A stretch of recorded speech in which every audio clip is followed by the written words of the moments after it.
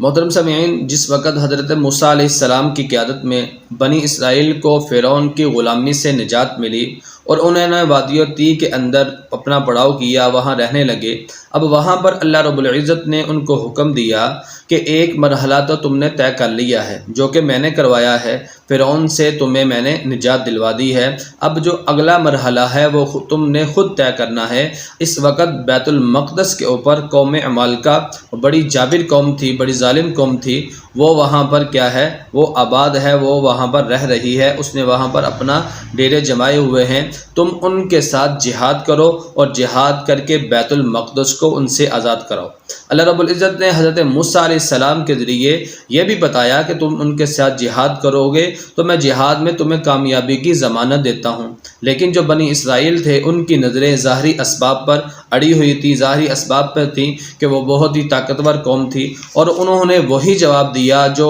ذہنیت جن کی غلامہ نہ ہو، جو قومیں غلام ہوتی ہیں ان کی جو ذہنیت تھی، انہوں نے وہی جواب دیا کہ فَاذْهَبْ أَنْتَ وَرَبُّكَ فَقَاتِلَا إِنَّا هَاهُنَا قَاعِدُونَ، کہ ہم تو ان سے نہیں لڑ سکتے، ہم تو ان کے ساتھ نہیں لڑیں گے، آپ لڑیں اور آپ کا رب ان سے لڑے، ہم تو یہیں پر بیٹھے ہیں۔ جب آپ ان سے جہاد کر کے فلسطین کو، بیت المقدس کو آزاد کرا لیں گے تو ہم بھی وہاں پر آ جائیں گے۔ اب حضرت موسیٰ علیہ السلام کا دل اپنی قوم کا جواب سن کر بھر آیا، اور آپ نے عرض کیا کہ اے اللہ، میں اور میرا بھائی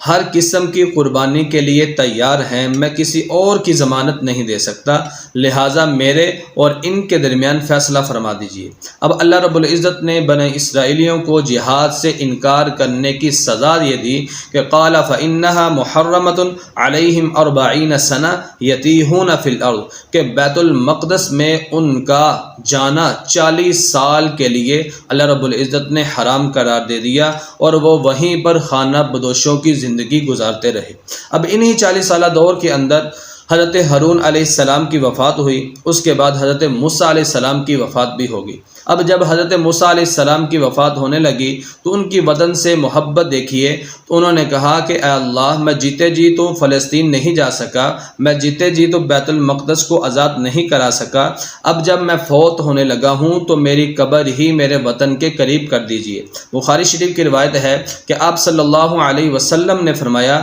کہ حضرت ابو ہریرہ سے روایت ہے کہ آپ صلی اللہ علیہ وسلم نے فرمایا کہ اگر میں وہاں پر ہوتا تو بیت المقدس کے راستے پر سرخ ٹیلے پر میں تمہیں حضرت موسیٰ علیہ السلام کی قبر دکھا دیتا۔ حضرت موسیٰ علیہ السلام کی رحلت کے بعد جب نئی نسل آئی تو اللہ رب العزت نے حضرت یوشع بن نون کو نبوت عطا کی، اور انہی کی قیادت میں قوم عمالقہ کے ساتھ جہاد کیا گیا اور ان کو فلسطین سے باہر کیا اور بیت المقدس کو آزاد کرایا۔ حضرت یوشع بن نون یہ اللہ کے پیغمبر تھے، یہ مجاہدین کے امیر اور سلطنت کے سربراہ تھے۔ اس کے بعد پھر فلسطین کے اندر انبیاء کرام آتے رہے، قوانین لاتے رہے، ان کی بنیادی کتاب جو وہی تورات تھی، لیکن انبیاء کے آنے کے ساتھ ساتھ احکام انبیاء لاتے رہے، ان کے اندر ترامیم بھی ہوتی رہیں۔ آج کے لیے اتنا ہی، ملتے ہیں نیکسٹ ایپیسوڈ میں۔